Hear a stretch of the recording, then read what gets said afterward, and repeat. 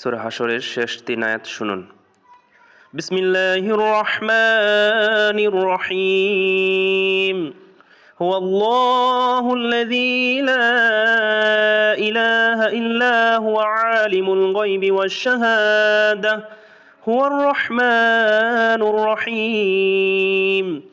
হুয়াল্লাহুল্লাযী লা ইলাহা ইল্লা হু الملك القدوس السلام المؤمن المهيمن العزيز الجبار المتكبر سبحان الله عما يشركون. هو الله الخالق البارئ المصور له الأسماء الحسنى يسبح له ما في السماوات والأرض وهو العزيز الحكيم.